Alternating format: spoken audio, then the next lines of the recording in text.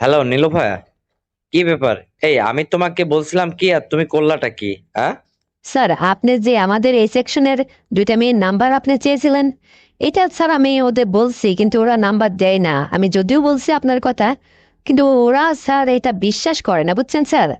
এখন আপনি আসলে ওদের নাম্বারটা কি করবেন আমাকে একটু খুলে বলেন তো, মানে আমি একটু কনফিউজের মধ্যে আছি স্যার। আপনার তো সব কথাই আমি শুনি বা শুনে আসছি, তাই না স্যার? কিন্তু ওদের নাম্বার আপনি এখন কি করবেন নতুন করে? আমি ঠিক আপনার মতলবটা বুঝলাম না স্যার। কেন তুমি ওদের বলনি যে জিএম স্যার তোমাদের কন্ট্যাক্ট নাম্বার চেয়েছে? এই কথাটা ওদের বলনি তুমি? ইস, স্যার আমি তো বলছি।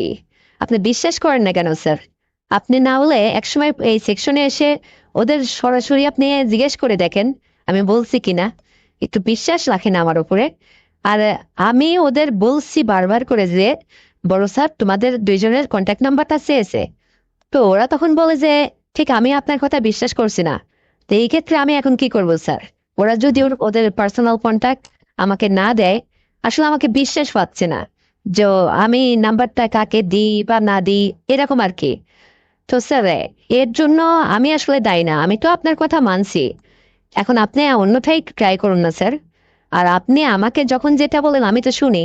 আমাকে যদি আপনি কোনো কমান্ড করেন, সেটা কি আমি কখনো অমান্য করছি স্যার? আপনি আমাকে একবারে নিজেকে আমার উপরে একটা মানে কমেন্ট করে দেখুন যে আমি আপনার কথাটা রাখি কিনা। আরে রাখো রাখো, তোমার ওই চাপাবাজি দেখবো। আমি নিজেই তোমাদের ফ্লোরে যে ওই দুজনকে একটু ডাক দিও। তারপর আমি ওদের কন্ট্যাক্ট নেবো, ওদের সঙ্গে আমার একটু কথা আছে। আসলে ওদের চাকরি দেওয়ার সময় যেটা আমার মিট করা ছিল, সেটা তো ওরা তো জয়েন করছে, আমি তো ওদের জয়েন করাই দিছি। কিন্তু আমার সঙ্গে আরেকটা মিট করা ছিল, সেটা তো ওরা এখনো ওদের মনে নাই নাকি নাকি স্মরণ করায় দিতে হবে। এটা আসলে আমি নিজে ওদের কি করে যে বলি। আচ্ছা, তুমি এটা কি ওদের বুঝাই বলতে পারবা যে স্যারের সঙ্গে তোমার চাকরি পাওয়ার বিষয়ে যেটা হচ্ছে মিট করা ছিল, সেটা কি সম্পূর্ণ পূরণ করছো নাকি কোনোটা স্পেস রাখছো? এটা একটু জিজ্ঞেস করে তো দেখি।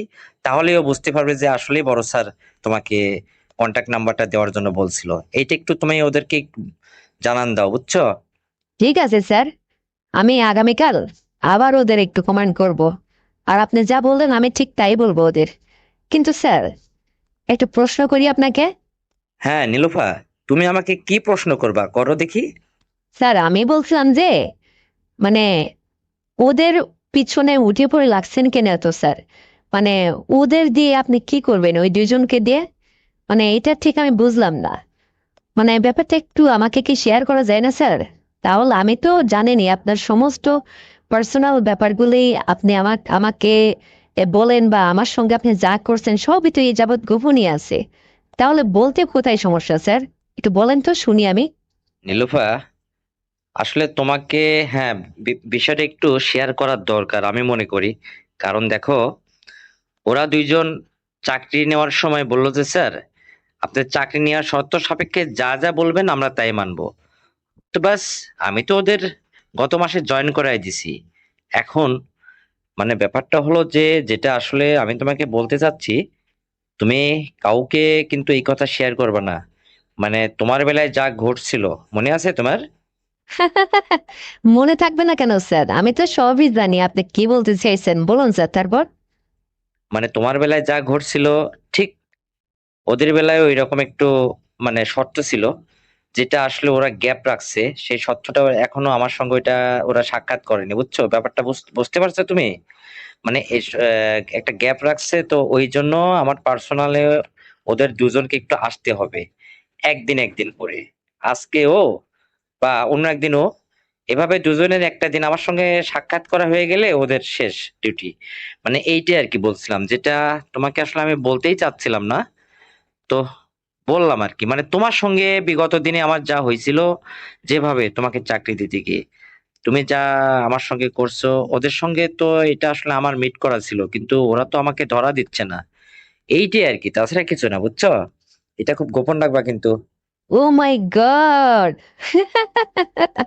স্যার, তার মানে আপনি আমাকে যেভাবে কাঁপিয়েছিলেন, আপনি ওদেরও এভাবে? বুঝতে পারি স্যার। আমি বুঝি না। আমি এটাই ধরছি যে আসলে ওদের সঙ্গে আপনি এটাই করবেন। আমি বুঝি না না।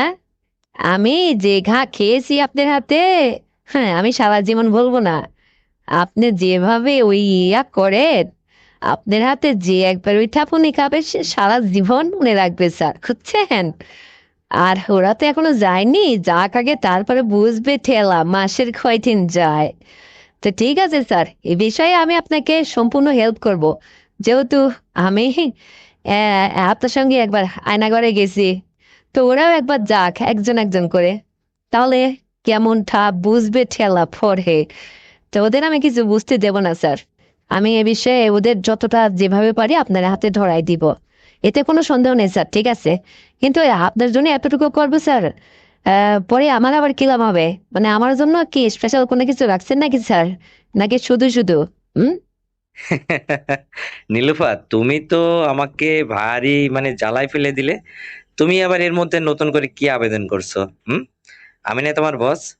আমি এমনিই তোমাকে যখন যা বলি তুমি তো শোনোই। আর এর জন্য তো তোমাকে অনেক অনেক বিষয়ে সেক্রিফাইস করে চলি আমি, দেখো না? তোমার অনেক ত্রুটি ধরা পড়লেও সেটা আমি ধরি না। আর অনেক কিছু তোমাকে পাওয়ার দিয়ে রাখছি। তুমি যে পাওয়ারটা তোমার ওই ফ্লোরে ওয়ার্কারদের মধ্যে তুমি প্রয়োগ করতে পারো। আর এর চেয়ে কি চাও? হ্যাঁ, তোমাকে আমি একটা জিনিস দিতে পারি। সেটা তোমাকে যদি আর একটা দিন আমার পার্সোনালি ডাকি, তো সেদিন কিন্তু তোমাকে ঠিক আসতেই হবে। মনে আছে সেদিনের কথা? ঠিক ওর চেয়েও ভালোভাবে দিব, বুঝছো? মানে খুব মজা পাবা তুমি। এই কথা যদি মনে থাকে, তাহলে নিশ্চয়ই তুমি আসতে চাবে না। আসলে আমি কি খুবই বেশি পারি নাকি? নীলুফা, কি কষ্ট পেয়েছিলে নাকি ভালোই লাগছিল কোনটা? হ্যাঁ। না স্যার, সেদিনের কথা কি আর আমি ভুলি? আমি তো দারুণ মজা পেয়েছিলাম স্যার। কিন্তু স্যার, আসলে আপনার মতো বসের সঙ্গে আমার মতো এই সাধারণ একজন ওয়ার্কার মানে একটু সঙ্গ পাওয়া, এটা তো চরম ভাগ্যের ব্যাপার স্যার। এইরকম ভাগ্য বা কজনেরই হয়? আপনার একটু সেবা যত্ন করা, আপনার সঙ্গে একটু সময় কাটানো, বা নিজেরও তো ভালোই লাগে। তো সেটা কবে স্যার? মানে একটু দিনখান ঠিক করে বলেন, আমি আরেকটা বার আপনার হাতে আপনার হাতে মার খাবো স্যার। মানে খুব ভালোই লাগছিল স্যার, আপনি যেমনি উঁচু লম্বা, বেশ ভারী মানুষ, তেমনি স্যার আপনার সব কিছুই মানে আপনি এমন ভাবে ইয়ে করেন, মানে ভালোই লাগে স্যার। কষ্টও যদিও হয়, তবু স্যার খুব মিষ্টি লাগে। আর এরকম সারা জীবন থাকলে তো ভালোই হয়। এরকম সঙ্গিনী তো জীবনে পেলামই না। কি সব আছে দুর্বল, আজকাল কি সাইফাস খেয়ে মানে নিজে শরীর নষ্ট করে ফেলে, ঘরের বউকে কখনো সুখী করতে পারে না। আর আপনাদের তো স্যার হিসাব নিকাশ অন্যরকম, মানে সেটা আর বোঝেনি তো। তা ঠিক আছে স্যার, আপনি সময় সুযোগ করে যখন আমাকে ডাকবেন, আমি তো যাবই। আপনার কথা রাখবো আমি স্যার, কারণ আমি একবার খেয়েছি, এর স্বাদ বুঝেছি। আমার তো স্যার একবার খেয়ে লোভ আবারও জাগে, কিন্তু সাহস করে তো আর আপনাকে বলি না। আর আপনি নিজেও কখনো আমাকে ডাকেননি, তো আর কি বলবো স্যার? আমি মেয়ে মানুষ না, লজ্জা তো আমার, তাই না স্যার? নিজের ইচ্ছাই কি আর আপনাকে বলা যায়? ঠিক আছে স্যার, আপনি যখন ডাকবেন তখন হবে ওইটা। কিন্তু এই দুজনকে আগে না আপনার হাতে ধরায় দিই, তারপরে ওদের সঙ্গে আপনি আমার মতো করি, আমার যে বেশি স্যার ওদের দিবেন, মানে যাতে ওরা মনে রাখে স্যার। কি বলবো স্যার, আমার খুব হাসি পাচ্ছে। মানে আপনার রুচিটা যে ভিন্ন ভিন্ন মানুষের পরে এক এক সময় চাপে রূপ বদলায়, আমি অবাক হয়ে যাচ্ছি স্যার। তো ঠিক আছে স্যার, আপনি যে প্রত্যেকের বেলায় এরকম আচরণ করেন, এটা আজকে আমার জানা হলো স্যার। মানে ওদের সময় এটা করবেন আর কি। আচ্ছা স্যার, আমি আপনাকে আরেকটা প্রশ্ন করি। ধরুন, এই যে এই গার্মেন্টসের এত ওয়ার্কার, এই যে কত সুন্দরী সুন্দরী রমণীরা যারা আপনার এই অফিসে চাকরি করে, কিন্তু চাকরির বেলায় কি স্যার প্রত্যেকেরই আমার মতোই একই দশা করছেন, নাকি কিছু কিছু মানুষের এটা করছেন স্যার? একটু বলেন তো দেখি। আরে ধর, এই যে কি সব বলো না! সবার উপরে আবার রুচি জাগে নাকি? হ্যাঁ। মানে ওই যেগুলো আর কি নজরে আসে, বা আমরা দেখলেই টের পাই যে আসলে কার মধ্যে কি আছে, বুঝছো? মানে তাদেরকেই শুধু এই ধরনের অফারটা করে থাকি। তাছাড়া মানে সবাই তো আর একরকম না, তাদের দেখলেই বোঝা যায়। এইভাবে আর কি। তাছাড়া মানে ভালো সবাইকে এক গোছালো করে মনে করলে কি হয়? তাহলে তো আমাদের ইজ্জত যাবে, বোঝো না এটা? এটা তুমিও তো বোঝো। যেমন তোমাকে দেখে আমি বুঝতে পারছিলাম যে তোমার মধ্যে আসলে একটু রোমান্টিকতা আছে, তাই তোমাকে অফারটা করছিলাম। দেখো আমাদের মানে টার্গেট কিন্তু মিস্টেক হয় না, তাই তুমিও আমার কথায় পটে গেলে, বা তোমাকে আমি পেলাম, তোমারও চাকরি হলো। এরকমই আর কি, প্রত্যেকের বেলায় না কিছু কিছু মানুষকে আমরা টার্গেট করে এভাবে অফার করি, এবং উম, আমাদের এই কথাটা বা আমাদের যে সত্য এটা আসলে কাজে লেগে যায়, বুঝছো? আর এভাবে আমরা গোপনে একটু মিট করি। তো এইটা কোনো ম্যাটার করে না, বুঝছো? প্রত্যেককে কি আর এটা বলা যায়? এই হলো। হ্যাঁ, বুঝতে পারলাম স্যার আপনার কথা। তো ঠিক আছে স্যার, কাল আগামীকাল অফিসে আসার পরে ওদের দুজনকে যেভাবেই হোক আমি পার্সোনাল ভাবে ডেকে কথা বলে, মানে আপনার বিষয়টা সম্পূর্ণ একটু খুলে খেলা বলে ওদেরকে, ওদের সঙ্গে আপনাকে যোগাযোগ করাই দিব, বা আপনার কথা সরাসরি যাতে ওদের সঙ্গে আপনি বলতে পারেন। তারপরে এ বিষয়ে গোপন রাখবো, বা আপনার কোনো কাজে সহযোগিতা লাগলে আমাকে বলবেন, আমি হেল্প করব।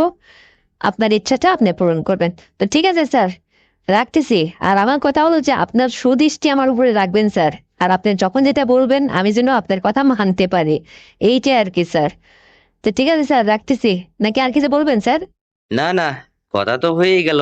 তা ঠিক আছে নীলুফা, তুমি আমার জন্য একটু হেল্প করো, আর ওদেরকে কালকে একটু জানান দিও, বুঝছো? তা ঠিক আছে, রাখতেছি। বাই বাই, ভালো থেকো। কাল কথা হবে।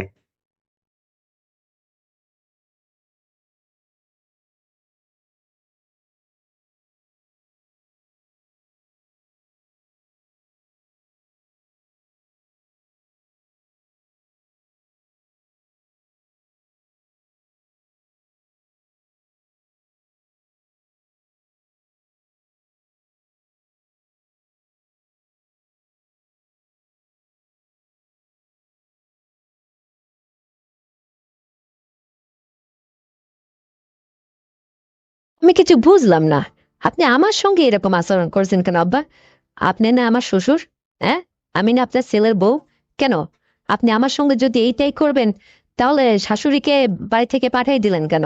আপনাদের সংসারে ঝামেলাও হয়, শাশুড়ির সঙ্গে মাঝে মাঝে ঝগড়াও হয়, আবার সে তাকে বাড়ি থেকে তার মেয়ের বাড়িতে পাঠিয়ে দিয়ে আপনি আমাকে লাগাবেন করবেন কেন? এরকম করবেন কেন? হ্যাঁ, আমি আপনার ছেলে বউ না? আর আপনি যখন তখন আমাকে বাসায় একা পেলেই আপনি মুখ চেপে ধরে করতে থাকেন। আপনি এর আগেও 2 দিন করে করছেন, আমি আপনাকে বলছি এই শেষবার আপনার মান ইজ্জত আপনি বজায় রেখে চলবেন। তা না, আপনি যখনই বাসাটা ফাঁকা পান ওই লোভে আপনি আমার মুখ চেপে ধরে যখন তখন আমাকে এই করবেন। খুব স্বাদ লাগেছে না? এদিকে আপনার ছেলে ছুটিতে এসে আমার যে অবস্থা করে গেছে, এমনি শরীরটা খুব একটা ভালো না, আবার আপনি আজকে শাশুড়িকে বাড়ি থেকে বের করে দিয়ে আমার উপরে শুরু করছেন কেন? আমাকে আপনি বারবার এভাবে করতে হবে কেন? যদি কোনো কিছু একটা ঘটে যায় আর আপনার মান সম্মান থাকবে? হ্যাঁ।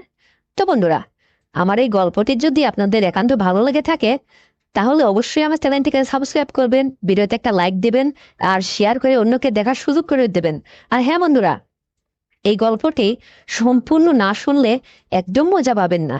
কারণ এই গল্পটা যদি সম্পূর্ণ শোনেন, তাহলে আপনাদের পরিস্থিতি কি হবে একবার ভেবে দেখেছেন? মজা নিতে থাকুন।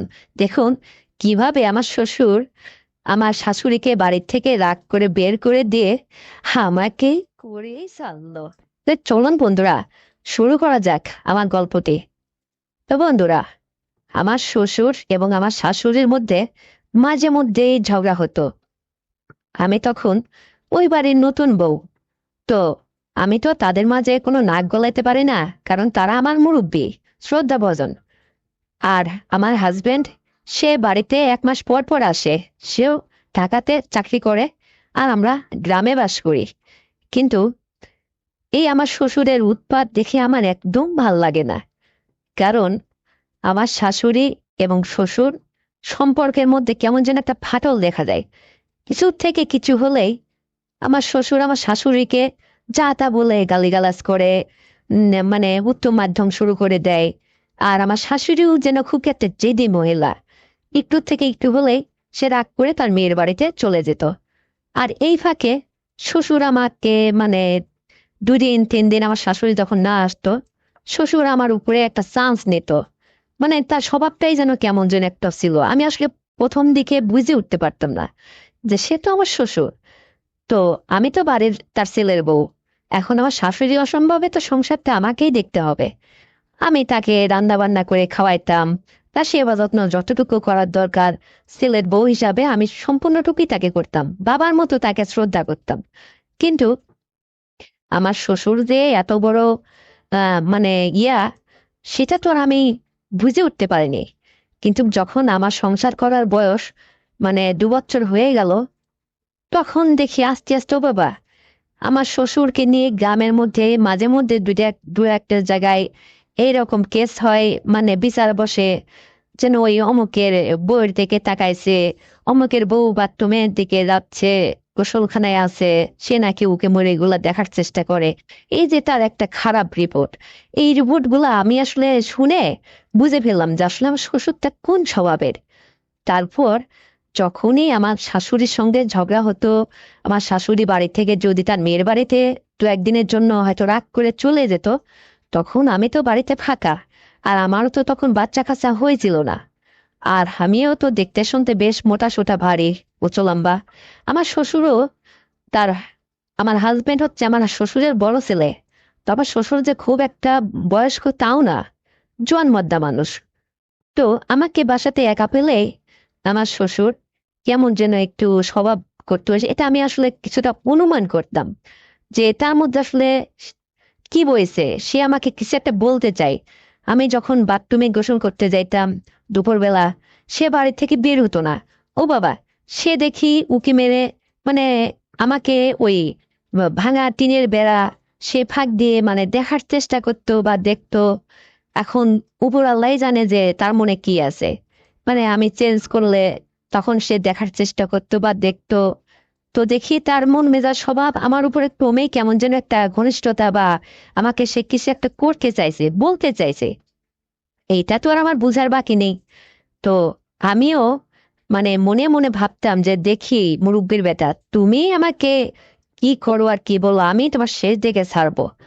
তো এইভাবে যখন চলতে থাকলো, হঠাৎ একদিন একদম বাড়িটা ফাঁকা দুপুরবেলা, আমি একটু গোসল করতে যাবো বাথরুমে, ঢুকবো, কাপড় চোপড় কেবলে নিয়ে মানে ওদিকে রওনা হয়েছি। এই মুহূর্তে আমাকে বলে যে, মা তুমি একটু আমার রুমে আসো তো। আমি বললাম যে কি হয়েছে আব্বু, আপনার কি কোনো কিছু করা লাগবে, কিছু লাগবে আপনার, আমি একটু গোসলে যাব। তো বলতেছে যে না, তেমন কিছু না, তো 1 গ্লাস পানি নিয়ে আসো তো। তা আমি বা চাপ কল থেকে 1 গ্লাস পানি নিয়ে আমার শ্বশুরের সামনে যে হাজির হলাম, যাবো, নেন পানি। তো পানিটা নিয়ে পানিটা খাওয়ার পরে টক করে আমার হাত চেপে ধরছে, ধরে বলছে কি, বাবারে, তুমি কিছু মনে করো না, আমি তোমাকে অনেক দিন ধরে একটা কথা বলতে চাই, কিন্তু বলতে পারিনি। আজ যখন তোমার শাশুড়িও বাড়িতে নেই, বাবা এটাও ফাঁকা, আমার ছেলেটাও যখন ঢাকাতে আছে, তো এইটাই একটা সুযোগ। আমি তোমাকে আজকে যেটা কথা বলবো, কয়েকটা কথা বলবো, কথাগুলো তোমার মাথায় রাখবা। আর এই কথাটা যেন কখনো কেউ না বুঝতে পারে বা না জানে। যদি সম্ভব হয় তুমিই আমাকে বলবা, না হলে না করবা, হ্যাঁ হলে হ্যাঁ বলবা। তখন আমি বললাম যে ঠিক আছে আব্বা, বলেন আপনি, আপনি আমার মুরব্বিজন, আপনি একটা কথা বললে আমি কি না রেখে পারি? তে বলুন কি বলবেন। তখন সে বলতেছে, মারে, আমার তো টাকা পরি অর্থ সম্পদ মোটামুটি খুব যে বেশি তাও না, তবে যতটুকু যা আছে, আমার তো আর 5টা ছেলে নেই, আমার মাত্র একটা ছেলে, তাকেই দেব। কিন্তু এর ভাগটা আমি অগ্রিম তোমাকে কিছুটা দিতে চাই, যদি তুমি আমার একটা কথা রাখো। তাই আমি বললাম যে ঠিক আছে, বা বলেন কি, কি আপনার কথা আছে যেটা আপনাকে আপনি আমার কাছে আপত্তি করছেন, শুনতে হবে। তখন সে বলতেছে কি যে, বাড়িটা ফাঁকা তুমি বোঝো না, আমি, তুমি যখন বাথরুমে যাও, আমি এই যে আড়াল থেকে উঁকি মেরে মানে একটু দেখি, ভালোই লাগে। তো মাঝে মধ্যে আসলে তোমাকে নিয়ে আমি জল্পনা কল্পনাও করি। আর তোমার শাশুড়ি তো বুড়ো হয়ে গেছে, আর আমি তো অতটা বুড়ো হইনি, এখনো জোয়ান মদ্দা মানুষ, চাইলেই আর একটা বিয়ে করতে পারি, তোমার নতুন শাশুড়ি মা এনে দিতে পারি, বুঝোই তো। তো সে তো আমার সাথে মাঝে মধ্যে এরকম ঝগড়াঝাটি করে। তো সম্পর্কের মধ্যে এরকম থাকলে কি একটা পুরুষ ছেলে ভালো থাকে বলো? আমার মধ্যে তো আসলে এইটার অভাব। এখন তুমি যদি মা, মানে আমার এইটা যদি পূরণ করতে, তখন আমি বললাম, কি ব্যাপার আব্বা, আপনি এইরকম কথা বলেন কেন? আমি না আপনার ছেলের বউ? আপনি আমার সঙ্গে এইরকম আচরণ করেন? আপনি গ্রামের মধ্যেও মাঝে মধ্যে আপনার বিচার বসে, আপনার স্বভাব চরিত্রটা এইরকম। তো আমি তো বুঝেই ফেলছি। তারপরে আপনি বাড়িতে তো অন্তত ভালো থাকবেন। আপনি নিজের বাড়িতে নিজে চুরি করবেন? তা কি হয়? আপনি যা করবেন, খারাপ কাজ করেন আর ভালো কাজ করেন, সেটা আপনি বাইরে থেকে করে আসবেন। আমি আপনার একটা মাত্র ভূতের বউ। আপনি আমার সঙ্গে অন্তত আচরণটা ভালো রাখেন। কে কার কথা শুনে রে বাবা! লাফ দিয়ে উঠে না, চপ করে আমার মুখটা চেপে ধরছে। ধরে আমি মেক্সি পরা অবস্থায় ছিলাম, টাস করে মেক্সিটা তুলেই মানে আমাকে যেভাবে করলো, মানে আমি কাউকে ভাষায় প্রকাশ করতে পারছি না। এমন ধাপ দিল না, এমন করা করলো না। 1 ঘন্টা ধরে এটা করলো, করে করে তারপর আমাকে বলতেছে, খবরদার এই কথা যেন কেউ না জানে। আর আমি আজকের পর থেকে আমার ছেলের পরেই তোমার দায়িত্ব নিলাম। তোমার যখন যা কিছু লাগে আমি নিজেই হাতে কিনে নিয়ে এসে দেবো। এমনকি তোমার টেপ পর্যন্ত আমি নিজে হাতে কিনে নিয়ে এসে দেবো। বুঝতে পারছো? তখন আমি বললাম যে ঠিক আছে, আপনি তো সব করেই ফেলছেন, আর বাদ রাখলেন কোথায় আব্বা? আপনি তো কোনো কিছু বাদও রাখেননি। আর আমি আজকের পর থেকে আমি আপনাকে আর বাবা বলে ডাকবো না, শ্বশুর সম্বোধন করবো না, মানুষের সামনে ডাকবো, কিন্তু আড়াল থেকে কখনোই আপনাকে আর আমি শ্বশুরের সম্মানটা দেব না। কারণ সেটা তো আপনি ভেঙেই দিলেন। আর আমার শ্বশুর তো অনেক জোয়ান মদ্দা মানুষ ছিল। ওরে বাবা, সে এমন করে করলো, মানে হ্যাঁ, আমার 12টা বাজিয়ে দিল। যাই হোক, এদিকে আমার স্বামী 1 মাস পর পর বাড়িতে আসে। সে 2 দিন 5 দিন থাকে। সে একবারে সে যে করা করে যায়, মানে বোঝেনি তো, অনেকদিন পর যদি স্বামী বাড়ি আসে তাহলে তাকে তো সেবা যত্নটা ভালো করেই করতে হয়। তো আমি তো তার বেলায় ফাঁকি দেই না। আমার এমন কিছু হয় না, তারপরও শরীরটা একটু অসুস্থ হয়, সে তো আমাকে অসুস্থ করেই চলে যায়। এরপরে আবার যদি শ্বশুর এইরকম করে তাহলে আমি যাবোই বা কোথায়? মানে আমি জন্য একদম কেমন যেন একটু আমার উপরে একটু প্রেশার করতে লাগলো। মানে শ্বশুর মাঝে মধ্যে শাশুড়ির সঙ্গে এরকম ঝামেলা হয়, অথবা একটু বাড়ি যদি ফাঁকা থাকে, তাই আমাকে ওই সুযোগেই মানে বাড়ির মধ্যে এসে গেটটা লাগিয়ে দে, মানে আমাকে ওইভাবে মাঝে মধ্যেই করতো। সে একটা মজা পেয়ে গেছে আজকে। মানে সে আমাকে তার অর্থ সম্পত্তি লক্ষ লক্ষ টাকার বস্তু শেষ এমনিতেই দিয়ে দেবে, কোনো কিছু ছাড়াই। তবুও তাকে যেন মানে আমাকেই তার লাগবে। তো আমি একটু ভয় হতো, মানে সে কোনো কিছুই মানে মানতে চাইতো না।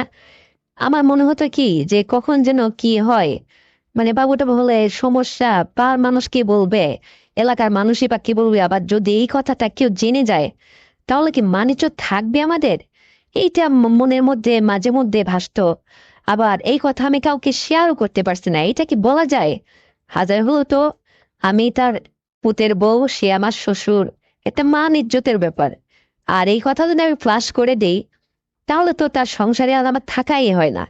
কারণ এদিক দিয়ে আবার আমার স্বামী, সে খুবই চরিত্রবান, খুবই ভালো। সে একটা সৎ ছেলে, সুন্দর মতো সে চাকরি বাকরি করে, আবার সে সঠিক টাইমে বাড়িতে আসে, আমার সঙ্গে কত সুন্দর সদাচরণ করে চলে যায়। কিন্তু তার বাপ যে বাবার এভাবে এতটা পাজি, এটা আগে কখনো জানতাম না। তো কি আর করা বন্ধুরা, মানে কপালের দশা, কপালের বুক থাকলে ঠেকাই কে? তা আমার এরকম বদমাইশ শ্বশুর মাঝে মধ্যেই আমাকে এরকম মানে ব্ল্যাকমেল করার মতো করে করতো। আর আমি আসলে সহ্য করে গেছি একটা মাত্র এই কারণ আমিও জোয়ান মদ্দা কম ছিলাম না, মানে জোয়ান, উঁচু লম্বা, একটু মোটা ছিলাম অবশ্যই। তো সেক্ষেত্রে সে কি এমন করবে? আমার কিছুই হতো না, ভালোই লাগতো। যখন সে আমার লজ্জাটা ভেঙেই দিল, আর একবারই কি আর 5বারই কি, এতে আর আমার কোনো যায় আসে না। যাই হোক, এভাবে দিনের পর দিন চলতে থাকলো চলতে থাকলো। তারপরে যখন আমার স্বামীর কাছ থেকে আমার একটা বাবু আসলো, তখন আমার বাবুটা হওয়ার পরে, আমার বাবুটা যখন বড় হলো, আর আমার শ্বশুরকে আমার বাবুটা যখন দাদা দাদা করে ডাকা শুরু করলো, তার মধ্যে তখন মন মানসিকতাটা চেঞ্জ হলো। এবং আমিও বললাম যে আল্লাহ, আমি আজকের থেকে মনে হয় রক্ষা পেলাম তার হাত থেকে। আর আমাকে ডিস্টার্ব করার মতো কোনো মানুষ থাকলো না। তারপর থেকে বন্ধুরা, এই যে আমি এখন ভালো সৎভাবে জীবনযাপন করছি, আর উপরওয়ালার কাছে ক্ষমা চাই যে আল্লাহ, আমি তো স্বেচ্ছায় এটা করিনি, কিন্তু আমার বদমাইশ শ্বশুরটা আমাকে জোর করে যখন এটা করছে, সেখানে তো আর আমার একটা মেয়ে মানুষ অবলা পয়া হয়ে তো আর আমার কোনো হাত ছিল না। তাই তার কাছে ক্ষমা ক্ষমা প্রার্থনা করি যে সে যেন আমাকে মাফ করে দেয়। আর আমার শ্বশুরকেও আল্লাহ জ্ঞান দিছে, সেও এখন ভালো হয়েছে, জানি না তার হিসাব তার কি হবে, সে মাপ পাবে কিনা। তো বন্ধুরা, এই ছিল আমার শ্বশুরের আচরণ আমার সঙ্গে, সে দিনের পর দিন যেভাবে আমাকে করছে। তো কিছু করার ছিল না, ভাগ্যিস আমাকে একটা বাবু উপহার দেয়নি, তাহলে তো আরো কেলেঙ্কারি হয়ে যেত। আর কেউ জেনে যায়নি, জানলে কি আর মানিজ্য থাকতো? তো এইরকম যদি সচরাচর কারোর সাথে আপনাদের ঘটে থাকে, কোনো বোন যদি আমার এই গল্পটা শোনেন বা বন্ধু শোনেন, তাহলে আমাকে কমেন্ট করে জানাবেন। এটা আমার বাস্তব অভিজ্ঞতা থেকে বলছি, যেটা আমার সঙ্গে ঘটছিল। তো বন্ধুরা, যদি আমার এই গল্পটি আপনাদের ভালো লেগে থাকে, তাহলে অবশ্যই আমার চ্যানেলটিকে সাবস্ক্রাইব করবেন, ভিডিওতে একটা লাইক দিবেন, আর শেয়ার করে অন্যকে দেখার সুযোগ করে দিবেন। আর এরকম আরো ভিডিও পেতে, এরকম সুন্দর সুন্দর গল্প পেতে আমাদের সাথেই থাকুন। আসছি নতুন গল্প নিয়ে, একটু অপেক্ষায় থাকুন। তো বন্ধুরা, ভালো থাকবেন, সুস্থ থাকবেন, আল্লাহ হাফেজ। ধন্যবাদ সবাইকে।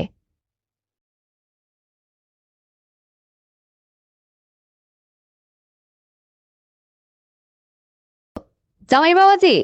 হ্যাঁ আম্মা, ভালো আছেন আপনি? আলহামদুলিল্লাহ বাবা, আমি ভালো আছি, তুমি ভালো আছো তো? আমিও আছি মোটামুটি। আমার কথা বাদ দেন তো। তো কি খবর, কিছু বলবেন আপনি? হ্যাঁ রে বাবা, আমি তো তোমাকে একটা কথা বলতে চাচ্ছিলাম। সেটা, তুমি আসলে বাড়ি আসবে কবে বলো তো? শাশুড়ি আম্মা, আমার তো আসলে বাড়ি আসতে আসতে 4-5 দিন সময় লাগবে। কেন, এত জরুরি কিছু হয়েছে নাকি? ওদিকে বাড়ি থেকে ফোন টোন করছিলা? মেয়েরা সবাই ভালোই আছে তো? হ্যাঁ আম্মা, ওরা সবাই ভালো আছে। এখন আপনি কি বলতে চাচ্ছেন, কি জন্য ফোন করেছেন সেটা একটু বলে ফেলুন। আমি বলতে চাচ্ছিলাম, তোমার শ্বশুর ওই যে হাড়ের ব্যথা ওঠে তো মাঝে মধ্যে, তো আসলে তার চিকিৎসার জন্য বাইরে ইন্ডিয়াতে পাঠানো হচ্ছে। সেখানে নাকি ভালো চিকিৎসা হয়। তো সে তো এক দেড় মাস আসবে না বাড়িতে। তার সঙ্গে তোমার ওই ছোট শালাবাবুটা, সেও যাচ্ছে। আমি তো বাসায় একাই আছি, একদম একা একা। তো তুমি বাড়িতে না ঢুকে যদি এখানে আসতে একটু, তাহলে ভালো হতো না? আম্মা, আমি তাহলে 3-4 দিনের মধ্যে চলে আসতেছি বাসাতে। কোন বাসায়, আমার কাছে না মেয়ের কাছে? আপনার মেয়ের কাছে বা যেয়ে আমার কি লাভ হয় সেটা আর আপনাকে কি বলবো। তাহলে আমার কাছে চলে আসো, আমি তোমাকে পোষায় দেবো না? আম্মা, আপনার মেয়ের কাজটা আপনার মেয়েই পারবে, আপনি আবার সেটা কিভাবে পোষায় দিবেন, তা কি সম্ভব? যদি বলি সম্ভব, তাহলে কি? তুমি কি অবাক মনে হচ্ছে তোমার? হ্যাঁ? তুমি এখানে আসা সত্যি আমি তোমার পোষায় দেবো না। দেখো, তোমার শ্বশুর এই হাড়ের ব্যথা ব্যথা করে আজ কতটা দিন এই যে বিছানায় পড়ে থাকে, মানে কোথাও লড়তে চড়তে পারে না। আমি তো এইভাবে ওনারে আসি, বোঝো না? আমারও তো দরকার। তো তুমি যদি এইভাবে মানে শুধু মেয়েরে নিয়ে পড়ে থাকো, তাহলে আমার কি হবে বলো? আমার একটু ব্যবস্থা ট্যাবস্থা করো। তুমি তো জানোই আমি তোমার এরকম একটা হ্যান্ডসাম শাশুড়ি থাকতে, তুমি একটু খেয়াল নজর রাখো বাবা। একদম চোখ বন্ধ করে থাকলে হয়? তুমি আমার বাড়িতে আসো, তারপরে আমি তোমাকে সব বলছি। মেয়েরে দিয়ে হয় না, আমি তো আছি। সত্যি বলছেন না মিথ্যা মিথ্যা? দেখেন, আমাকে মিশিয়ে আসা দেবেন না। কারণ আপনাকে আমি বহুদিন আগের থেকেই মনে মনে এরকম কিছু একটা ভাবছিলাম, কিন্তু বলে উঠতে পারিনি। কারণ আমার শ্বশুর তো সে বিছানাতে পড়েই থাকে। আর আপনি যে আসলে কিভাবে থাকেন এটাই আমার মাথায় ধরে না। আর এই যুগের মানুষকে এরকম পাগল আছে? হ্যাঁ, সে কোন একটা সাইডে ব্যবস্থা করে নেই। তো আপনি তো কোনোটাই করেননি। আমার মতো আপনার যুবক হ্যান্ডসাম জামাই থাকতে আপনি কেন এই দশায় ভুগবেন বলেন? আমি তো আছি। আপনি একটু খালি হ্যাঁ বললে আমি রাজি। কি সত্যি বলছো তুমি? বিশ্বাসই হচ্ছে না আমার, জানো? তুমি আমার কথায় সত্যি রাজি হয়ে গেলে? বিশ্বাস করো, তুমি কালকে চলে আসো বাবা, আমার আর দর্শ হয়েছে না। আমি তো এরকম কথা তোমাকে বলেই সাহস পাচ্ছিলাম না। আর তুমি যখন নিজেই বলে ফেলছো, তাহলে তো তোমার কোনো আপত্তিই নেই। এখন তো আসলে আমি ক্লিয়ার হয়ে গেলাম। তুমি যত তাড়াতাড়ি সম্ভব চলে আসো তো বাবা। আম্মা, আপনার হাতে টাচ ফোন আছে না? হ্যাঁ রে বাবা, আছে তো। কেন? না, টাচ ফোন থাকলে রাত্রে একটু ভিডিও কলে আপনার সঙ্গে কথা বলতাম, দেখতাম, আপনাকেও দেখতাম, আমিও আসলে আপনাকে সবকিছু দেখাতাম। আর আমিও আপনার কাছ থেকে সবকিছু একটু দেখতে চাইতাম। আর শোনেন, আমি যেহেতু 2-1 দিনের মধ্যে বাসাতে চলে আসতেছি, আপনার জন্য কিছু কেনাকাটা করে আনতাম। তাই মার্কেটে গেলে আমি কিছু জিনিস কিনবো আপনার জন্য। সেটা মানে ভিডিও কলে দিলে আপনি চয়েস করে ওটা বলতেন যে কোন কালারটা লাগবে। তুমি আবার আমার জন্য কি কিনবা রে বাবা? আমার জন্য কোনো কিছু কেনা লাগবে না। আরে আমার তো কত কাপড় চোপড় বাড়িতে আছে, কত কিছু আছে। অতটা কি কিনবা তুমি? তোমার যা ইচ্ছা যা মন চায়, এত করে যখন তোমার শখ করছে, তুমি কিনে নিয়ে আসো তো বাবা। না, আমি বলছিলাম যে আমি তো আপনার মাপ জানি না, এই জন্য। বুঝলাম না, কিসের মাপ রে বাবা? বোঝেন নেই? ও, হ্যাঁ, এখন আমি বুঝতে পারছি। তাহলে সরাসরি বলতেই তো পারো, যখন কিনতে চাইছো বললে দোষ কি? আমি তোমাকে পারমিশন দিয়ে দিলাম, ওই 38 নিয়ে এসো, বুঝতে পারছো? দেখেন, হরেক রকম কালার দেখে 2 ডজন কিনছি, হ্যাঁ। অলরেডি আমি কিনে রাখছি। এই জন্য ভিডিও কল দিতে বললাম, তাহলে রাত্রে আমি আপনাকে সব দেখাতাম একটা একটা করে। অনেক সুন্দর সুন্দর এখানে উন্নত মানের এই জিনিসটা পাওয়া যায় এখানে, বুঝতে পারছেন? আর শোনেন, আমি কিন্তু আপনার নিজ হাতে এটা যেয়ে পড়াবো। যদি আপনি পড়াইতে দেন তাহলে আমি নিয়ে যাবো, তাছাড়া এটা নিজে আপনার মেয়েরে দেবো আমি। আরে বাবা, তুমি নিয়ে আসো, আমি কি তোমাকে না করছি? আর তুমি ওইটা মেয়েরে দেওয়া, মেয়ের তো এটা হবে না, আমার হবে। আমার মেয়ে হ্যাংলা পাতলা না, তার কি হয়? আমার হবে, বুঝছো না? আর শোনো, তুমি যাই আমাকে দাও আর না দাও, আমি তাতেই খুশি। তোমার কোনো দেয়াতে ঠোয়াতে আমি খুশি না, আমি এমনি খুশি। তবে আমি তোমাকে পাইলে আমি বেশি খুশি হব, বুঝতে পারছো? তুমি তোমার নিজেকে আমাকে গিফট করো। কারণ আমার অবস্থা তো বুঝতেই পারছো, আমি অনেক দিন আর কতদিন এইভাবে থাকবো তুমিই বলো, অনাহারে আছি। আমার তো দরকার। এখন তুমি যদি আমার একটু ব্যবস্থা করো বাবা, যেমনি তুমি উঁচু লম্বা একদম হ্যান্ডসাম একটা ছেলে ছিলে, আর তোমাকে দিয়ে আমার হবে আসলে। তোমার শ্বশুরও কম না, তবে সে তো অসুস্থ, আর তার আশা তো ছেড়েই দিছি। এখন যে দুদিন সে দুনিয়ায় থাকে আসলে, তার তো এভাবেই মানে ভুগতে ভুগতে দিনটা যাবে, বুঝতে পারছো? এই জন্য আমার তো বাকি দিনটাও চলতে হবে। তুমি যদি কন্টিনিউ আমার সাথে এই ধরনের একটু উপকার করতে, তাহলে তো আর আমার কোনো টেনশনও ছিল না। দেখো, তোমার এই ছোট চাষি ছাউরি, ওরও কিন্তু একই দশা। তবু ওর একটা ব্যবস্থা করে নেছে। ও আমাকে বলছিল কি যে, ভাবি, আপনি না হয় আমার সঙ্গে আসেন, আমি যেখানে যাই, আমার এক ভাই আছে মুদির দোকানদার, আমি ওখানে যাই এই সমস্ত করি, আর মাঝে মধ্যে ওর থেকে দোকান সদাই টদাই নিয়ে আসি, আমারও তো ওটাও চলে যায়, আমারও হয়। তো আপনি কি যাবেন? তাই বলছি যে না না, আমি এরকম বাইরে কোথাও যাব না। তো নিজের জিনিস নিজের ঘরেই থাক। তুমি আছো না, এই জন্য তোমাকে বলছি, তুমি আমার একটা ব্যবস্থা করো না বাবা, প্লিজ দেখো। আর আজকে শোনো, আমি রাত্রে 11টার সময় ভিডিও কল দিয়ে তোমাকে আমি আমার সব কিছু দেখাবো বাবা। তুমি দেখো না কত সুন্দর যত্ন করে আমি রাখছি। তুমি দেখলে একদম মানে খুশিতে তুমি আত্মফুল্ল হয়ে যাবে, বুঝতে পারছো? এত সুন্দর করে রাখছি, মনে হচ্ছে কোনোদিন হাতেই পড়েনি। এত সুন্দর কিছু থাকতে আমি, তুমিই বা বাইরে যাবে কি, আর আমি বা আমার এত যত্নের জিনিস বাইরে দেবো কেন?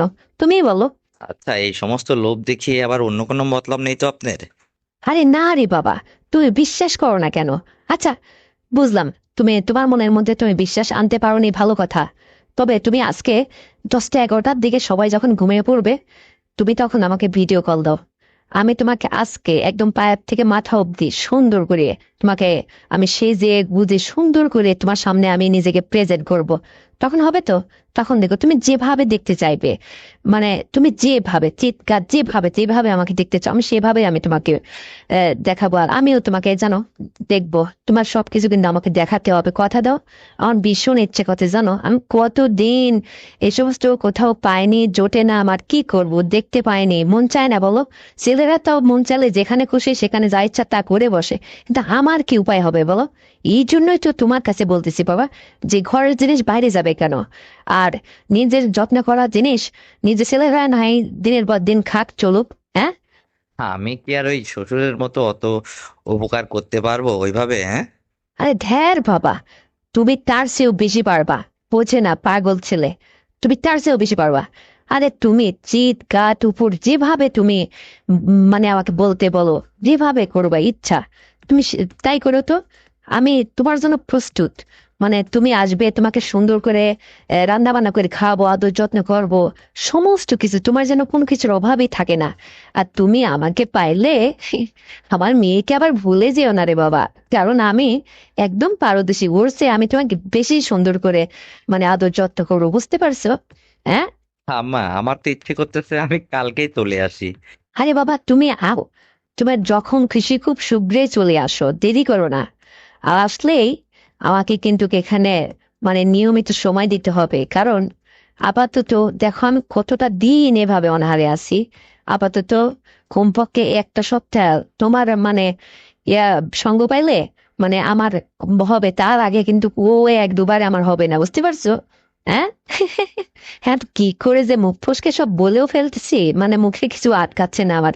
আরেকটা কথা কি জানো, তুমি একদিন ওই যে আমাদের বাড়িতে আসছিলে এসে, ওই ওই পাশের রুমে ওই যে তুমি ঘুমাইছিলে না দুপুরবেলা, তো আমি সেদিন কিন্তু তুমি ঘুমাইছিলে ঠিক আছে, তুমি বুঝতে পারছিলে না, আমি উকি বেড়ে তোমার ঘরের মধ্যে কি জন্য নিতে যায় তোমার ওইটা দেখছি অনেক বড়।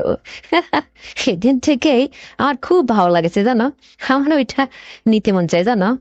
আচ্ছা ঠিক আছে, আপনার যখন শখ করছে, আপনি আমার কাছ থেকে যখন যা কিছু চাইবেন, কেনাকাটা আপনার যা কিছু লাগে আমি সব কিছু মার্কেট করে দেবো, আর আমার নিজস্ব যা আছে আমার সব আপনার। যান, আপনি নিশ্চিন্তে থাকেন। আর শোনেন, আমি কিন্তু 2-1 দিনের মধ্যে চলে আসতেছি।